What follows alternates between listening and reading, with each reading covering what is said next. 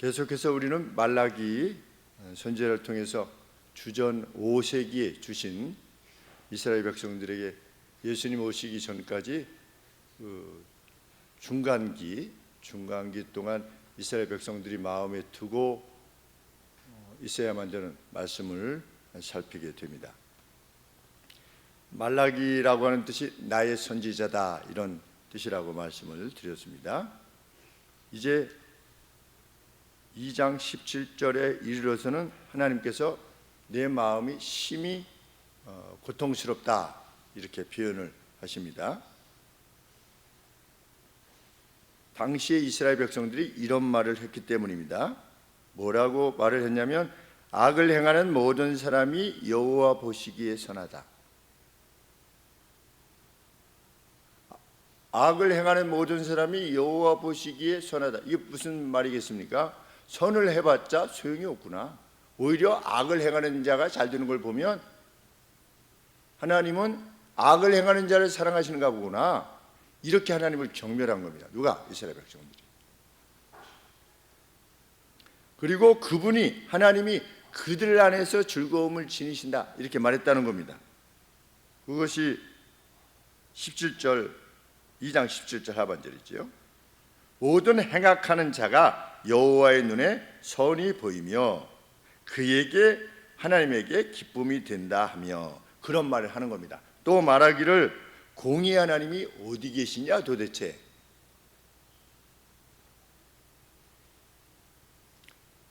시편 73편의 내용을 보면 악인이 잘 되는 것을 보고, 번영하는 것을 보고 불평하는 내용이 나옵니다.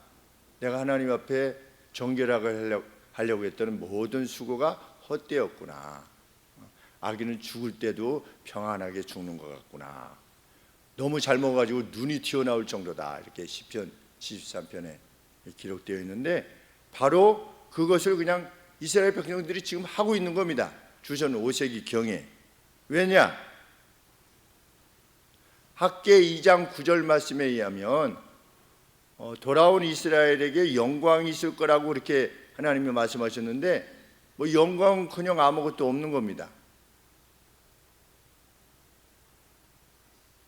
나중 영광이 이전 영광보다 크리라, 이렇게 약속을 하셨는데 이스라엘의 번영이 오지 않고 오히려 앞서서 에돔이 더 잘 되는 것 같고, 이러니까 하나님 섬기는 것이 뭐 무슨 의미가 있냐, 공의 하나님이 도대체 어디 계시냐, 이렇게 말함으로 하나님을 슬프게 했다는 겁니다. 오늘 하나님의 말씀을 쫓아 행하는 우리들도 혹 마음에 이게 과연 의미가 있는 걸까, 이렇게 하는 게. 하나님이 이렇게 하라고 해서 제가 지금 이렇게 하고 있는데 과연 이 돈을 손해보는 게 이게 정말 이게 맞을까? 내가 벌 수 있는 돈도 챙기지 않는 것이 이게 맞는 걸까? 내가 이렇게 하면 모욕당하지 않을 수 있는데 이렇게, 이건 내 기본적인 어떤 그 성격하고 맞지도 않는데 이걸 내가 이렇게 하는 것이 과연 할까? 라고 하게 되면 하나님이 슬퍼하신다는 거죠. 심판의 하나님이 어디 있느냐, 공의의 하나님이 어디 계시냐 라고 하는 그들의 조롱 섞인 말에 하나님이 답하시는 겁니다. 지금 그것이 3장 1절 이하의 내용입니다. 만군의 여호와가 이르노라, 내가 내 사자를 보낼 거다, 나의 메신저를 보낼 거다. 세례 요한을 말하는 겁니다. 그가 내 앞에서 길을 예비할 것이요. 잘 보셔야 됩니다. 1절에 그가 내 앞에서 길을 예비할 것이요. 여기서 나는 누굽니까? 하나님이시지요. 내가 내 앞에 메신저를 보낼 거야. 하나님이 어디 계시냐, 이러니까 지금 이스라엘 백성들이 나 여기 있다는 겁니다. 나 여기 있는데 내가 어떻게 할 거다? 너희들한테 갈 거다. 근데 가기 전에 어떻게 할 거다? 내가 나의 메신저를 너희 앞에 먼저 보낼 거다. 어디 있기는 어디 있어. 내가 너희한테 지금 가려고 한단 말이지요. 그것을 하나님이 밝히시는 겁니다. 답하시는 겁니다. 또 너희의 구하는 바 주가, 너희들이 그토록 구하는 하나님 어디 계셔? 라고 하는 주가 갑자기 suddenly, 호련히 갑자기 그의 성전에 임할 것이다. 누굴까요? 예수님이시지요. 하나님 도대체 어디 계신 겁니까? 이러니까 하나님이 답하시는 겁니다. 너희가 그토록 구하는 나 하나님이 예수님으로 오시는 거죠. 갑자기 너희 전에 올 거다. 근데 그 전에 누가 올 거다? 메신저가 먼저 갈 거다. 나중에 예수님 말씀하셨죠. 세례요한이라고. 곧 너희의 사모하는 바 언약의 사자. 이 언약의 사자가 예수님인 겁니다.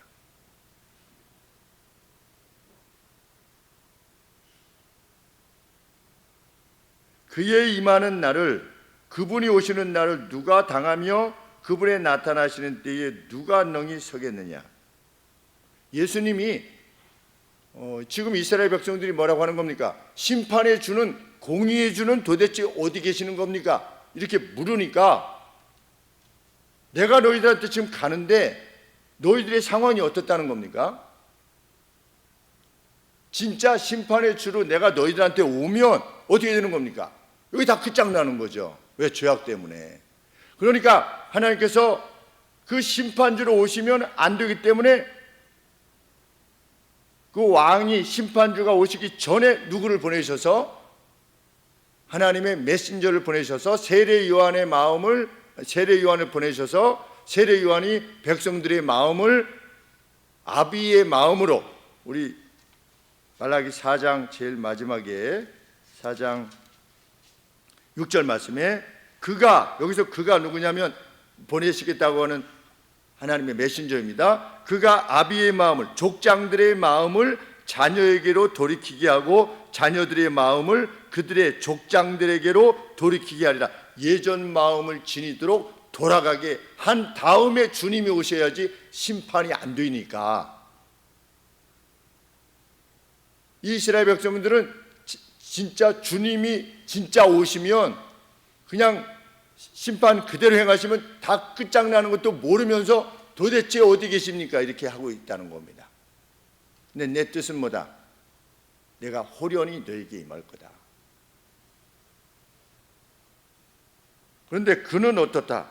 그는 금을 연단하는 자의 불과 표백하는 자의 잿물 같을 것이다.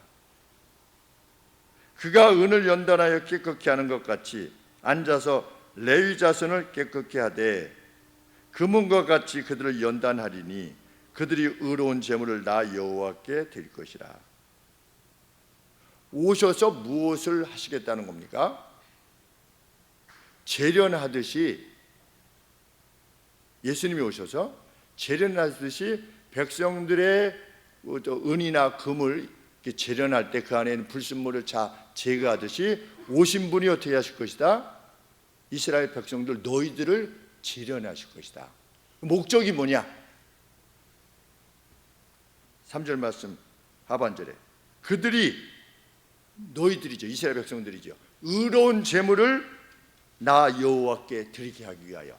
예수님이 오셔서 그들을 정결케 하셔가지고 그들로 하여금 어떻게 하기 위해서 하나님 앞에 합당한 의로운 제물을 드리게 하기 위해서 내가 보내겠다는 거죠.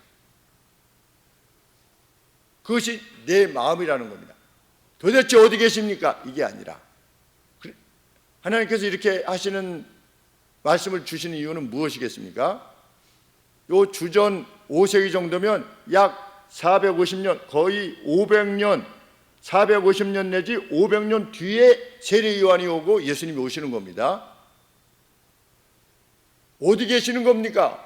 내가 너희들에 대한 계획이 이러이러하다 라고 하고 밝히는 이유는 뭡니까? 너희들은 지금 어떤 상태라는 겁니까? 잿물에 의해서, 재련에 의해서 너희 안에 있는 죄들이 씻겨지지 않으면 무엇에 해당되어지는 거다? 너희들이 지금 심판에 해당되어지는 내용이라는 겁니다. 너희들의 삶의 내용이. 너희들에 대한 나의 생각은 어떠하다? 내가 내 아들을 보내가지고 너희들을 정결케 해가지고 나에게, 나 여호와께 의로운 선물을 하나님 앞에 예물을 드리게 하려는 것이 나의 선한 의도인데 너희들은 지금 그런 상태가 아니라는 것이지요. 그러니 어떻게 하라는 겁니까? 회개하고 돌아오라는 겁니다. 500년 뒤에 내 계획이 이루어질 정도로 내가 너희를 사랑한다, 이 말씀인 겁니다. 하나님, 구약에 나타난 하나님의 사랑, 또 오늘 11조 얘기하는구나, 이게 아니고, 제가 26년 동안 헌금 설교를 2번 했나 그런 것 같습니다. 그게 아니고, 너 돌이켜라 너희들.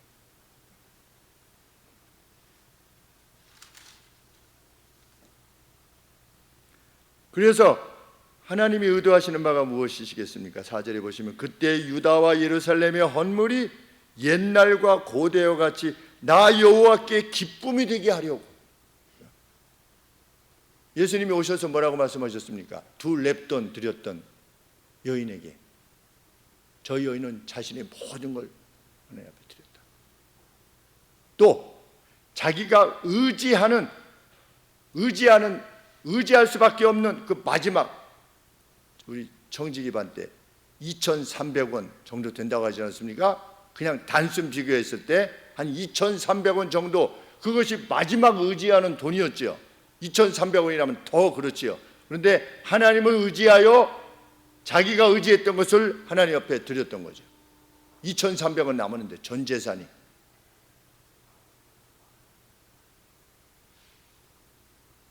그것을 예수님이 기뻐하셨죠.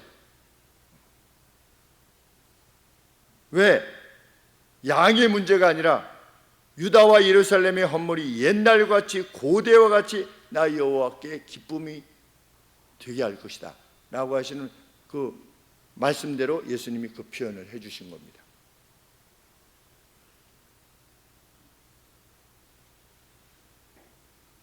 그리고 나서 어떻게 되는 겁니까? 5절 말씀에 그리고 나서 이제 이 백성들에게 앞으로 한 500년 뒤에 있을 이야기를 지금 말씀하시죠. 그리고 예수님이 이렇게 하시고 난 다음에 어떻게 되는 겁니까? 내가 심판하러 너희에게 임할 것이라. 하나님은 다 가르쳐 주신 다음에 심판하시는 겁니다. 알려주시지도 않은 채 심판하시는 분이 아니시라는 겁니다. 그때 누가 저주를 받게 될 것이냐? 내가 너희에게 임할 것이라. 다시 임하는 것이죠. 술수하는 자, 마법사, 마술사, 장례를 논하는 자, 앞으로 뭐 1년 뒤에 이렇게 될 겁니다. 저렇게 될 겁니다. 아, 수리 마술이, 아, 이게 쌀을 뿌려서 이렇게 보고, 아, 이게 내년에 이렇게 될 것 같습니다. 뭐, 아, 기도해 보니 하나님이 뭐 이랬습니다. 이런 마법사, 저희 할머니 표현에 의하면 예수무당이라고 하죠. 예수무당. 예수무당, 술수하는 자에게, 간음하는 자, 자기의 정식 부부됨으로부터 벗어나야 가는 자, 간음하는 자, 속이려고 거짓 맹세하는 자, 품꾼에 삭세대하여 억울케 하는 자, 마땅히 주어야 될 걸 주지 않는 자, 과부와 고아를 압제하는 자, 나그네를 억울케 하는 자, 나를 경외치 않느냐는 자들에게 속기 증거하리라. 나 만군의 여호와가 말하였노라. 그러니까 심판이 오는 겁니다. 우리 주님은 오셔서 누구를 심판하실 겁니까? 이런 사람을 심판하실 겁니다.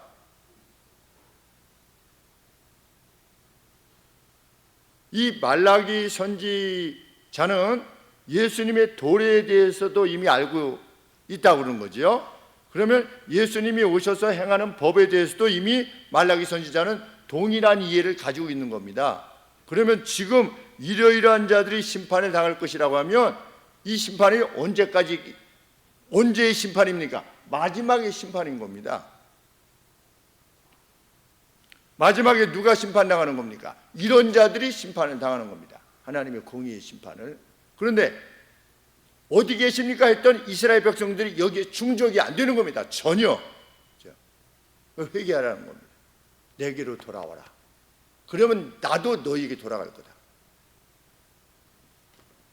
마지막에 하나님께 심판하실 때 뭘 하시지 않을 거라고요? 너 예수 믿었어 안 믿었어? 너 교회 다녔어 안 다녔어? 저는 다녔습니다. 너 간음했어 안 했어? 너 마술했어 안 했어? 저는 마술도 했고 간음도 했고 궁핍한 사람들을 돌아보지도 않았고 이랬지만 교회 다니고 예수님을 믿었습니다. 그러면 예수님이 뭐라고 하실 것 같다고요? 내가 너를 도무지 모른다. 거짓 선지자들에게도 그렇게 하지 않으셨습니까? 나중에 그렇게 하실 거라고. 예수님을 믿는다는 건 뭐냐? 마지막 날에 심판이 있는데 간음하는 자 하나님께서 저주하실 것이라는 거예요.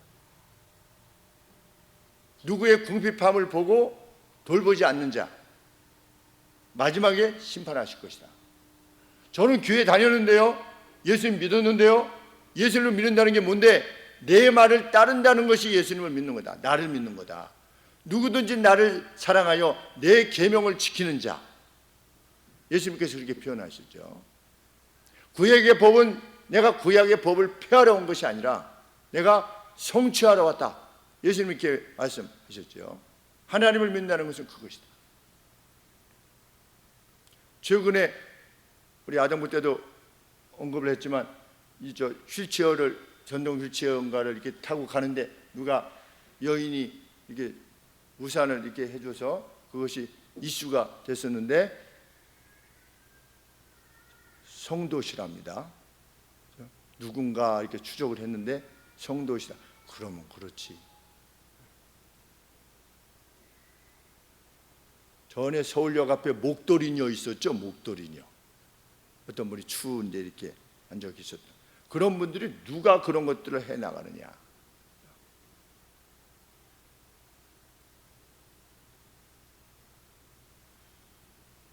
우리 신한은행인가 그 광고할 때 멋진 장면들을 이렇게 표현을 해주는데 이렇게 어떤 학생이 이렇게 자전거 타고 가다가 옆에 스티로폼이 막 쓰러져 있으니까 그걸 다 이렇게 세워놓고 다시 타고 이렇게 가는 모습이 신한은행에 나왔다. 저는 뭐 늘 하는 건데 왜 저 바람 불면요 저 뒤에 닭집 그 저기 플라스틱이 막 바람 불면 여름에 태풍 불고 이러면 다 날아가지고 여기까지 막 교회 뒤까지 막 날라오면 그게 뭐 제가 하는지 아는지 누가 알겠습니까 그거를? 그냥 거기다 이렇게 쌓아놓는 거죠. 그걸 보셨는지 안 보셨는지 모르겠지만 닭집 사장님께서 복마다 닭 100마리 주시겠다고 하셨으면 그냥 그거는 예수님 믿는 사람이 당연히 하는 거죠. 이게 길을 가다가 도로 가다가 뭐가 이게 돌이 떨어져 있다든지 쇳덩이가 하나 떨어져 있으면 내가 위험하더라도 어떻게 좀 세워가지고서 아주 위험하지 뭐 고속도로 정도가 아니라면 뭐 여기 순환도로 끝에 정도만 돼도 깜빡깜빡하고 내려서 돌을 치우는 게 마땅하지요. 정 위험하다 싶으면 112에 전화해가지고 저도 한 100번은 전화했을 겁니다. 여기 이렇게 해서 여기에 있는데 어디 가고 있는데 돌이 이렇게 떨어져 있어서 밤에 갑자기 앞에 돌이 나타나면 위험하니까 좀 치워주셨으면 좋겠어요. 그거 뭐 예수님 믿는 사람은 당연히 하는 거죠. 위험.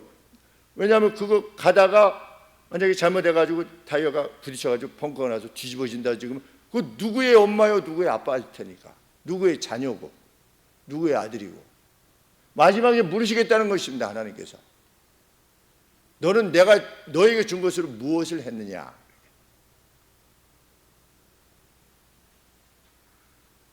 저는 이 잘못도 하지 않고 저는 이 잘못도 하지 않고 이 잘못도 하지 않았습니다. 저는 저 세리와 같지 아니함을 감사하나이다. 하나님이 그의 기도를 안 들으셨다. 저는 남의 걸 빼앗은 적도 없고 남을 뭐 때린 적도 없고 남에게 욕한 적도 없고 그냥 네거티브만 안 한 거죠. 저는 플러스는 아니지만 그래도 여기서 마이너스로는 안 갔습니다 라고 하는 이들은 천국에 없을 거라는 거죠. 왜? 예수님을 믿는 사람은 그렇게 행할 수가 없으니까.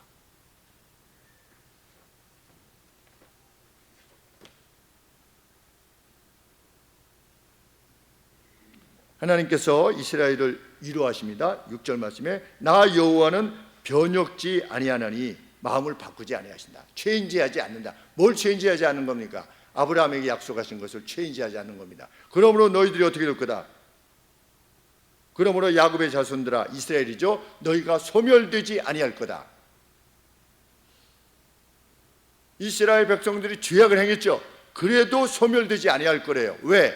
하나님이 이스라엘의 조상이었던 아브라함, 약 1500년 전에, 주전 거의 2000년 전에 아브라함에게 부르실 때 뭐라고 약속하셨습니까? 너희의 자손이 바다의 모래같이 영적인 자손이지요, 육적인 자손이기도 하지만 바다의 모래같이 하늘의 별같이 많아질 거고, 너희의 자손 중에 한 자손이 나와가지고 그로 말미암아 세상이 복을 받을 거다 라고 이렇게 약속해 주신 것이 나는 체인지하지 않는다는 겁니다. 너희가 나에 대해서 이런 악을 행해도 내가 체인지하지 않을 것이다. 이건 사랑하신다는 겁니까? 아니면 하나님의 계획은 여전하시다는 겁니까? 하나님의 계획은 여전하시다는 겁니다. 하나님은 악을 행하는 이스라엘을 사랑하실 수가 없으십니다. 악을 행하는 이스라엘은 멸절시키셨습니다. 출애굽 때 20살 이상은 다 죽었습니다. 하나님 옆에 악을 행했던 이들은 광야에서 40년 동안 다 죽었죠. 그러나 하나님의 약속은 계속 되어졌던 겁니다. 약속의 실현은 아브라함의 후손을 통해서, 그러니까 가지치기를 계속 해 나가시는 거죠. 역사 가운데서 이스라엘이 있는데 악한 자들이 있어요. 하나님의 말씀 따르지도 않고 계속 가지치기를 해 나가시면서 남은 자들, 하나님의 약속을 신뢰하고 믿는 자들, 메시아가 오실 것이라고 하는 것을 믿고 행했던 이들을 중심으로 해서 이스라엘을 계속 유지하시는 가운데 메시아가 오시게 한 거죠. 나는 역사전에 미리 말하고 이것을 이루는 신이다. 그것을 보여주셨죠.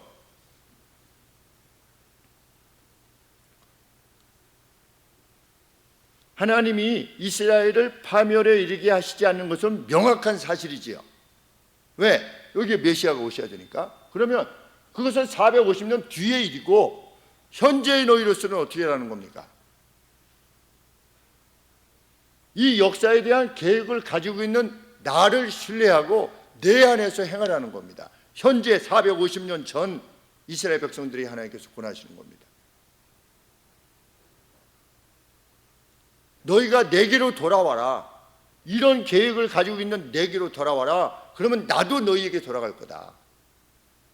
왜? 현재 이스라엘이 직면하고 있는 것이, 상황이 매우 고통스러우니까. 이것은 내가 너희들에게 잘못했기 때문이 아니라 너희들이 내 언약을 파기했기 때문이다. 그러니 내게로 돌아와라.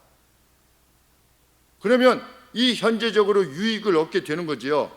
근데 이 현재적 유익이 무엇과 관계되어 있는 거냐? 영원한 심판, 앞으로 도래할 심판과 메시아 도래 이후로 오게 될 심판, 그것과 관계되어진 것임을 밝히시면서 현재적으로 이렇게 살아라, 내가 너희에게로 돌아갈 거다 라고 권면하시면서 그 사랑의 애정의 표현을 행하시는 겁니다. 우리 하나님께서 얼마나 애절하게 하나님께서 자기의 사랑을 표현하시는지 알 수 없습니다. 7절 말씀에 만군의 여호와가 이르노라, 너희 열조의 날로부터 너희가 나의 규례를 떠나 지키지 아니하여 오지 않았느냐. 한 번도 지키지 않았다. 열조가 그렇게 불러도 너희들이 내게로 돌아오지 않았다. 너희 열조가. 그 중에 남은 자들, 주전 850년경에 엘리사 때에 그때 7,000명 정도 외에는 따라가지 않은 거죠. 그런데 교회 역사를 보면 늘 그래 왔습니다. 그러면 오늘도 마찬가지인 거죠. 오늘도 그럴 수 있는 가능성이 매우 큰 겁니다. 왜? 인간이 별반 다르지 않기 때문에. 그러면 국내에서 저 신천지가 말하듯이 14만 4천이 아니라 7,000명일 수도 있는 거죠. 7,000명. 우리 예수님, 왜? 이스라엘 전체에 7,000명 남았잖아요. 북이스라엘에 10개 지파 중에 7,000명입니다. 그러면 우리나라 예수님 믿는 성도님들이 가령 이 통계로 잡히면 약간 뻥튀기도 하고 뭐 이러니까 전에는 1,000만이었는데 교회마다 뭐 적게는 안 합니다. 그냥 뭐 반올림 해가지고 막 올리고 이렇게 하니까 이게 합산하면 1,000만 명인데 지금 뭐 얼마 될지 모르겠지만 한 600~700만 명 잡으면 북이스라엘 수랑 뭐 비슷할지도 모르지요. 그런데 그중에 7,000명이 있었던 겁니다. 우리나라 교회가 한 7만 5천 내지 8만 정도 된다고 그러는데 그러면 우리로 치면 10교회에 한 명 있는 겁니다.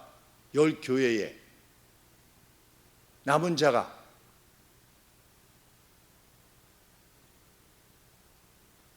오늘도 그럴 수 있는 겁니다. 그 10교회에 한 명 남은 이에게 속하기를 원하는 이들이 되라고 하나님이 간절히 호소하고 계시는 겁니다. 나만을 신뢰하고 나만을 의지해라.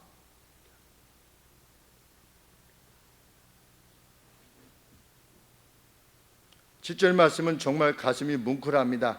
만군의 여호와가 이르노라 너희 열조의 날로부터 너희가 나의 규례를 떠나서 지키지 아니하지 않느냐. 그러니 어떻게 해라. 내게로 돌아오라. 그리하면 나도 너희에게로 돌아가리라. 제발 나한테로 돌아와라. 하나님의 애절한 애끓는 호소이십니다. 너희가 이르기를 어떻게 하면 돌아갈 수 있겠습니까? 하도다. 뭐 어떻게 돌아가는 건데? 이런 식으로 말한 겁니다. 그런데 하나님이 뭐라고 말씀하셨습니까? 8절 말씀에 사람이 어찌 하나님의 것을 도적질하겠느냐. 그러나 너희는 나의 것을 도적질하기도 말하기를 우리가 어떻게 주의 것을 도적질하겠나이까 하는도다. 이는 곧 11조와 헌물이라. 하나님께서 명령하신 거죠. 뭐라고? 이건 내 거다. 뭐가? 11조. 들에 있는 것 과수원의 10의 1은 내 거다. 하나님 그렇게 말씀하신 겁니다. 하나님은 다른 본문에서 그렇게 말씀하셨습니다. 천천의 수양이 다 내 거다. 온 산에 있는 생축이 다 내 거다. 내가 먹을 게 부족해서 너희들에게 이것을 요구하는 거겠느냐? 아니라는 것이지요. 오늘도 마찬가지죠. 교회가 가령 어떤 교회가 11조를 말할 때 그것이 교회의 재정이 부족해서 그렇게 할 거냐? 그거 아닌 것입니다. 그것이 표현하는 게 뭐냐? 하나님께 대한 전적인 신뢰가 있느냐? 과연 주님이 하나님이 내게 주시는 것, 공급하시는 게 맞느냐를 확인하는 것. 하나님께서 확인하시는 방법이 뭐냐? 이거라고 주신 겁니다. 법으로 하나님께서. 하나님 뭐라고 말씀하십니까? 내 것을 너희가 도적질하는도다.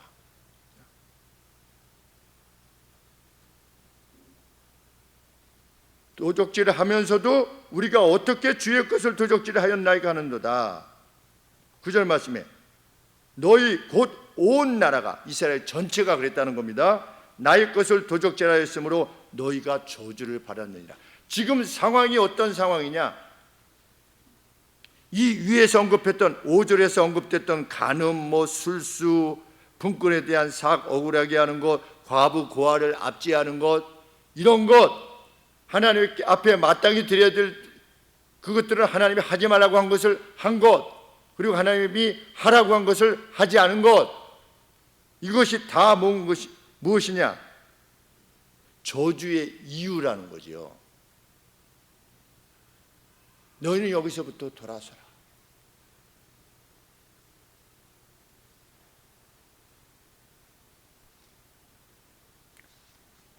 하나님께서는 하나님이 내 상황을 몰라서 그래. 그럴 수 있잖아요. 지금 남는 게 없어요. 가령 예를 들면 이만큼이면 됐지 뭘 더 하라는 거야 라고 하는 이스라엘, 그렇게 생각할 수 있는 이스라엘 백성들을 향해서 하나님이 말씀하시는 겁니다. 10절 말씀에 만군의 여호와가 이르노니 너희의 온전한 11조를 창고에 들여 나의 집에 양식이 있게 하고 그것으로 나를 테스트해봐라. 하나님을 테스트하면 됩니까? 안 됩니까? 하나님을 테스트하면 안 되죠. 하나님을 시험하는 자는 벌을 받죠. 그런데 하나님이 유일하게 나를 시험해봐라, 테스트해봐라 하신 내용이 성경 전체에서 여기 하나만 딱 있는 겁니다. 뭐를 시험해봐라? 내가 하늘 문을 열고 너희에게 복을 쌓을 것이 없도록 붙는가 붙지 아니하는 것을 테스트해라. 이스라엘 백성들아.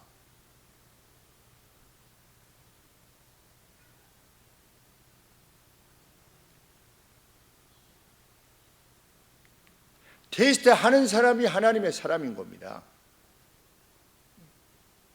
그렇게 할 수 있는 사람이 이거 정말일까? 하나님이 하라는 거죠. 내가 붙느나 붙지 않나 봐라. 구약의 법에 의하면 목사는 11조 해야 됩니까? 11조 하지 말아야 됩니까? 구약의 법에.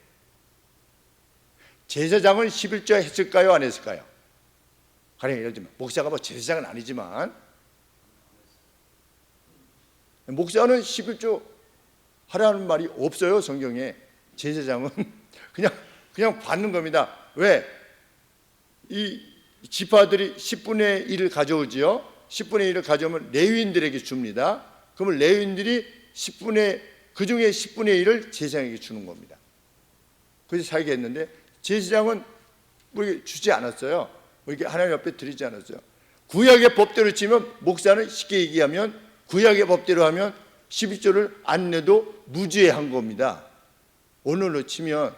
그래서 어떤 목사님은 11조는 다 목사 앞에 가지고 다 가져가신대요. 참 이런 불행한 일이 있습니까? 목사가 제사장이 아니잖아요. 그 제사장이 가져가는 거지. 그리고 자기 개인으로 쓰면 되겠습니까? 그런데도 엄청 모이고 있어요. 지금 그 교회에. 신기하죠?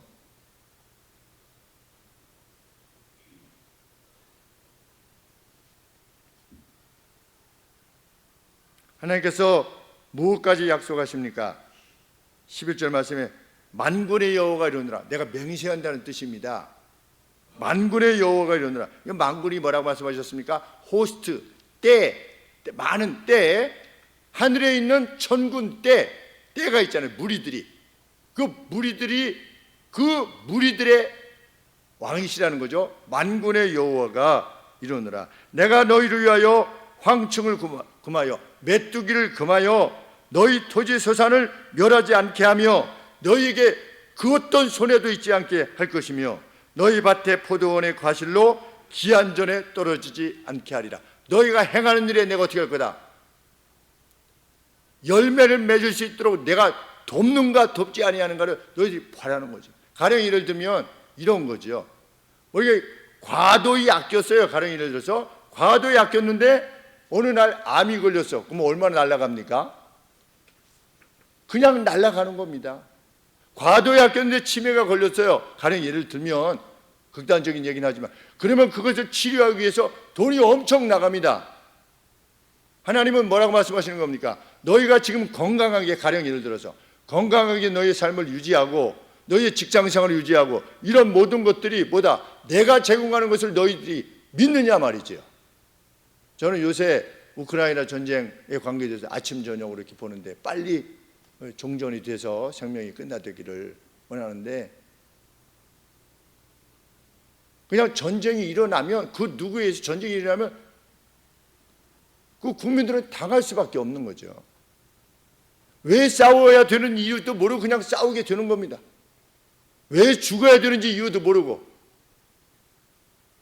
우리나라가 70년 동안 75년 동안 이렇게 평화롭게 되어지는 것이 뭐가 누가 뭘 잘해서 미국이 지켜줘서 이런 식으로 얘기될 수 있습니까? 없습니까? 믿음의 사람들에게는 하나님이 보호하사 우리나라 만세. 저는 정말 아멘하게 되지요. 정말 저쪽은 자신들의 자유를 지키기 위해서, 왜냐하면 예전에 그 우크라이나가 소련에 의해서 엄청나게 학살을 당했기 때문에 그런 전례가 있는 겁니다. 그러니까 다시 이게 당하게 되면 또 그 무자비한 학살을 당할 것을 이미 알기 때문에 이래도 죽고 저래도 죽는 겁니다. 우크라이나는 역사적 경험, 우리가 일본과 관계되어져서 가지고 있던 경험이 그랬던 것처럼 거기도 그런 경험이 있는 겁니다. 역사를 보니까. 자유를 위해 싸우지만 하나님은 우리에게 자유를 주셨잖아요. 지금 우리 먹고 살 것을 허락해 주셨고 직장을 허락해 주셨고, 그러면 저들은 자유를 위해서 생명을 바치고 지금 나가고 있는 이 차에 우리는 그 여력으로 무엇을 하기를 원하는 것이 마땅하냐? 주의 나라를 위해서 그들이 생명을 바치기까지 하는 것처럼 우리가 주의 일에 힘쓰는 것이 마땅한 것이 아니겠는가, 이런 생각이 저 개인에게 드는 겁니다. 너 더 충성해야 된다, 너의 삶에 있어서, 24시간 할애함에 있어서. 대부분 이제 목사들은 암으로 가잖아요, 그렇죠? 간암으로 갑니다, 주로. 새벽기도 하다가 뭐 이렇게 해서 이렇게 하는데, 요새 이제 막 울긋불긋한 게 막 몸에서 막 발진 같은 게 나요. 이게 이제 간에 생기면 그게 간염이 되고, 간염이 하다 보면 또 간암이 되는 겁니다. 그러다 가게 하시면 가는 거죠, 정말.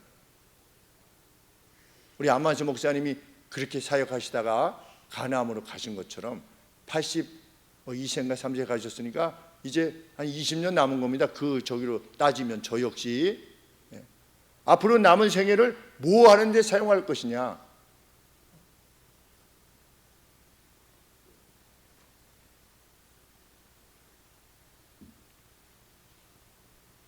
(12절) 말씀에 너희의 땅이 아름다워짐으로 모든 나라들이 너희를 복되다 하리라. 만군의 여호와의 말이니라. 현세적인 복을 약속하셨습니다. 하나님께서 현세적인 복도 내게로 들켜와서 내가 하는 방식으로 행해라. 간음하지 말고 너희 가정을 소중히 여기고 50살 이상이 돼도 부부의 애정을 계속 유지하려고 애를 쓰고, 제가 50살이라 해서 좀 그러긴 하지만 결혼할 때 하겠느냐? 네 해가지고 그냥 그렇게 좋다고 이렇게 해가지고 결혼해 놓고 나서 나중에 한 40살 정도 되고 한 50살 정도 되면 그냥 소가 닭 보듯이, 그 성경이 말하는 바가 아니거든요. 그러니까 어떻게 이제 서로 애써야 되는 거죠. 나는 간음 안 했습니다, 여기에서 멈추는 것이 아니라 하나님께서 짝지어 주셨다고 하는 게 뭐 공식적으로 이혼하면 안 된다, 이런 차원이 아니지 않겠습니까? 사랑해라. 그죠? 과부와 고아를 압제하는 것이 아니라 그들을 돌보는, 그래서 하나님께서 세컨 타이스, 그러니까 매 3년마다 둘째 11조를 내게 하셨습니다.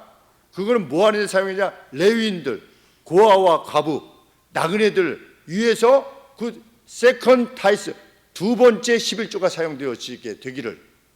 그래서 구약 백성들이 누가 이렇게 계산했는데 그 소득에 이렇게 보니까 한 37%를 그 누구를 위해서 사용하는 겁니다. 하나님의 나라를 위해서. 하나님을 신뢰하지 않으면 자기 소득의 37%를 어떻게 사용할 수 있겠습니까? 10%도 안 되는 판에. 그러니까 여기서는 이게 잘 안 물어지는 거죠. 10분의 1이 온전한 11조라 하겠는데 세금 전입니까? 세금 후입니까? 이렇게. 그렇게 온전한 11조를 하려고 그런 마음으로 이렇게 하시려고 하는데 넉넉히 쓰면 되죠. 뭐 넉넉히. 그렇죠? 하나님 거에. 그것이 다 어디 가는 겁니까? 교회, 우리 성경에 보면 그 11조가 무엇에 쓰였냐? 성전, 이게 성막, 뭐 성전 이렇게 돌보는 일에서 우리 건물을 유지하고 또 뭐 과세하는 것들 다 내고 또 목사 사례를 공급해 주시고, 두 번째, 세 번째 고아와 객가 나그네들을 돌아보는데 구제로 쓰고, 뭐 그렇지 않습니까? 우리가 그것이 하나님이 기뻐하시는 일이고, 그리고 교회가 재정적으로 건강해야지 노예도 돕고. 그래서 감사하게 저희가 뭐 노예 모임이 있다 그러면 언제든지 성도님들께서 우리 교회에서 하자고, 그래가지고 노예가 열리면 부엌에서 우리 성도님들이 열심히 준비해 주셔서 맛있는 거 공급하셔서 그들을 격려하고 위로하고. 재정적으로 쉽지 않은 교회들이 부담을 느끼지만 그런 것을 다 할 수 있도록 하시는 것이 우리 성도님들이 제공하는 이 헌물에 의한 것이죠. 얼마나 기쁘고 감사한 일인지 알 수 없는 겁니다. 실로 그러합니다. 그리고 어디 뭐 노예할 장소가 별로 없으면 언제든지 우리 교회 와서 이렇게 할 수 있는 공간을 주심도 너무 감사한 일이고. 누가 다 하신 거냐? 여러분들이 하신 거예요. 여러분들의 수고와 헌신으로 하신 겁니다.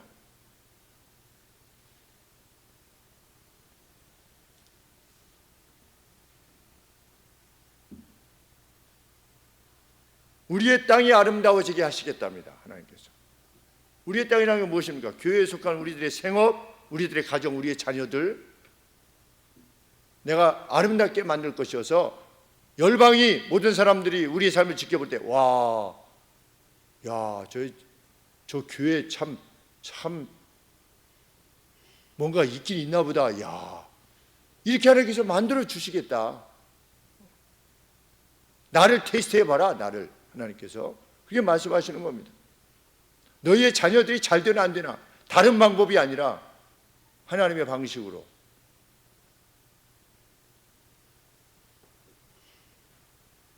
그런데 이 말씀을 받았던 현재 상태의 이스라엘은 어떻습니까? 13절에 여호와가 이르노라 너희가 완악한 말로 나를 대적하고도 이르기를 우리가 무슨 말로 주를 대적하였나이까 하는도다. 너희가 말하기를 14절에 하나님을 섬기는 것이 헛되니 만군의 여호와 앞에 그의 명령을 지키며 슬프게 하는 것이 뭐가 유익하냐라고 너희가 말하는도다. 지금 우리는 교만한 자가 복되다 하며 악을 행하는 자가 창성하며 하나님을 시험하는 자가 화를 면한다 하노라. 너희는 그렇게 말하고 있구나. 제발 돌아와라. 내 말을 듣고 돌아와라.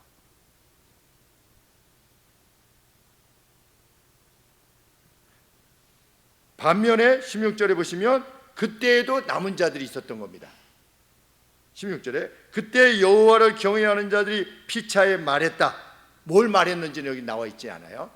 근데 경외하는 이들이 그래도 그 가운데서 서로 격려하고 위로하고 하나님의 뜻을 위해서 말했던 어떤 말을 한 거죠. 말하며 여호와께서 그것을 분명히 들으셨다.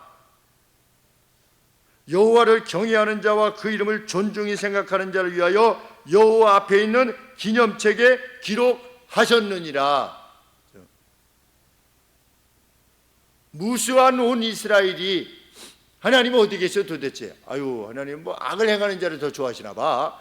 이렇게 하고 있는 판에 여호와를 경외하는 이들이 모여서 이야기를 나눈 겁니다. 그런데 그 이야기를 나눈 것을 하나님께서 하나님 앞에 책에 기록해 놓으셨다는 거죠.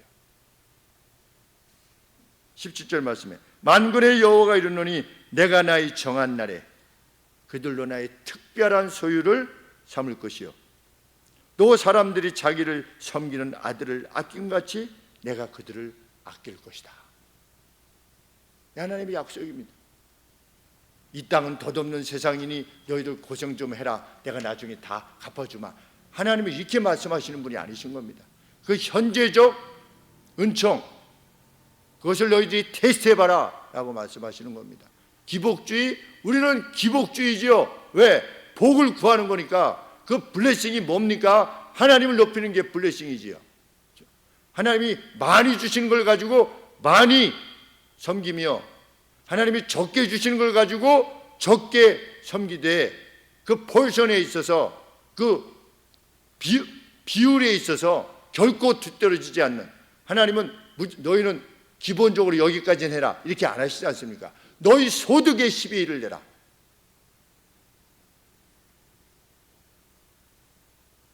하나님께서는 그것을 귀히 여기시겠다. 18절 말씀에 그때 너희가 돌아와서 의인과 악인이며 하나님을 섬기는 자와 섬기지 아니하는 자를 구별하게 될 것이다.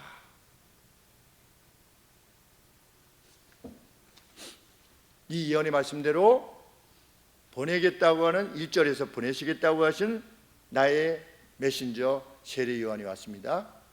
그 다음에 주님이 오셨습니다. 주님이 오셔서 무엇을 정결케 하셨습니까? 3절에 보시면 그가 은을 연단하여 깨끗게 하는 자같이 앉아서 누구를 깨끗게 하셨다고요? 레위 자손을 깨끗게 하셨다. 레위 자손이 누구입니까? 제사장이죠. 제사장은 어디 있었습니까? 성전에 있었죠. 다 타락해 있었죠. 성전 제도에 대해서 예수님이 무엇을 하셨습니까? 채찍을 들고 하나님의 이름이 모독받으시는 상황에 대해서 어떻게 하셨습니까? 그들을 다 내쫓으시면서 뭐라고 말씀하셨습니까? 내 아버지의 집은 만민이 기도하는 집이다. 모든 이방인들까지 와서 기도하는 집인데 너희가 이 이방인의 뜰에다가 이걸 해가지고서 이방인들을 우습게 여기고 억압하고 이렇게 하는 것, 예수님께서 불같이 화를 내신 거죠. 뭘 정결케 하셨습니까? 성전을 정결케 하시길 원하셨던 겁니다. 참 제사가 뭐냐를 분명히 하셨죠. 말라기서에서 예언하신 모든 내용을 이루신 겁니다. 그리고 예수님이 오셔서 어떻게 하셨습니까? 재련하시고 하나님의 뜻이 어떤 것이라는 것을 분명히 드러내셨죠. 하나님께서 기뻐하시는 것이 뭐냐를 드러내시고 가셨어요. 승천해서 가셨어요.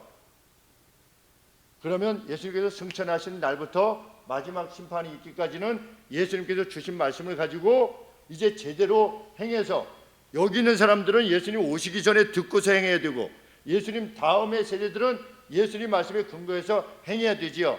뭘 준비해야 됩니까? 여기 사람들도 최후의 심판을 준비해야죠. 그런데 예수님이 그 말씀을 주셨는데도 불구하고 이스라엘 백성들이 뭐라고 했습니까? 그의 피값을 우리와 우리 자손에게 돌리십시오 라고 경멸했어요. 하나님을. 어떻게 됐습니까? 예수님이 승천하신 뒤에 약 35년 뒤에 주후 70년에 로마의 장군이 와가지고서 예루살렘을 완전히 멸절시켜서 로마 역사에 의하면 110만 명이 살해당했습니다. 110만 명 내지 120만 명이 유대인들이 학살을 당했어요. 무엇 때문에 그랬습니까? 그의 핏값을 그 빌라도가 나는 이 죄에 대해서 무죄하다 손을 씻으니까 이스라엘 백성들이 우리한테 돌리세요. 자신들한테 돌아간 겁니다. 그리고 나서 나라를 완전히 상실해가지고 약 2000년간 떠돌아다니다가 2차 대전 끝에 다시 했지만 여전히 어떻습니까? 하나님에게로 돌아오지 않고 고통을 당하고 있지요. 이스라엘에 가니까 언제 시장에서 폭탄이 터질지 모르는 그런 나라가 무슨 나라입니까? 이게 무슨 하나님의 나라입니까? 그래도 돌아오지 않는,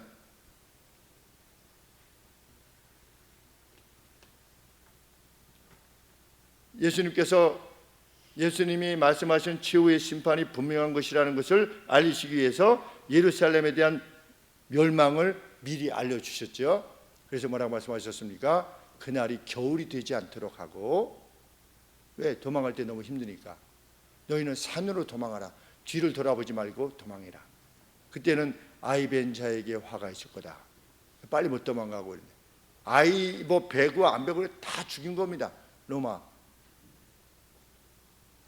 하나님께서 이러한 역사를 미리 말씀하시고 우리는 어디 있는 겁니까? 예수님 오신 뒤에, 승천하신 뒤에 AD 70년 여기 뒤에 2023년에 있는 거죠. 이 뒤가 뭐가 있는 겁니까? 주 오실 날이 있는 겁니다. 주님께서 요청하시는 이 죄악됨으로부터 멀어지기 위해서 우리 온 힘을 다해야 될 것이요, 주님께서 말씀하시는 하나님 나라를 위하여서 함께 헌신하고 수고해 오신 바를 계속해서 이루어나가실 때 분명 하나님의 말씀 그대로 우리의 이름이 그분의 책에 기록되어 있을 것입니다. 요한계시록에서 언급되고 있지요. 생명책과 그들이 행한 바가 거기에 기록되어 있다. 나중에 그대로 우리 하나님께서 반드시 갚아주실 것이다. 기도하겠습니다. 하나님 아버지, 역사에 대한 정사진을 이렇게 분명히 밝히신 하나님, 그리고 그것을 이루어 가심으로 바벨론 뒤에 페르시아가 올 것이고 페르시아가 온 뒤에 그리스가 올 것이며 그리스가 온 뒤에 로마가 올 것을 이미 밝히신 바대로 정말 그렇게 세계 역사가 이루어 간 것을 보게 되며 예루살렘의 멸망에 대해서 선언하신 바 그대로 아버지, 그것이 이루어졌으며 12명 또는 70명의 제자들이 전하는 복음이 온 세상을 구원할 것이라고 2000년 전에 말씀하신 바가 오늘 약속이 성취되어 세계 곳곳에 십자가가 세워지지 않은 것이 없게 되었음을 볼 때에 정말 이 하나님의 말씀이 진리의 말씀임을 믿습니다. 하나님, 이제와 또한 영원히 하나님께서 우리의 주인이 되시는, 왕이 되시는 길은 하나님의 법도에 우리의 마음을 두고 행하는 것이라 가르치시는 이 귀한 말씀이 우리 심령에 다시 한번 깨달음과 용기와 의지와 결단이 주어질 수 있도록 도와주시옵소서. 감사합니다. 함께 평화로운 가운데 마음껏 주를 찬양할 수 있는 이 날을 회복케 하심을 진실로 감사합니다. 예수 그리스도 이름으로 기도합나이다. 아멘.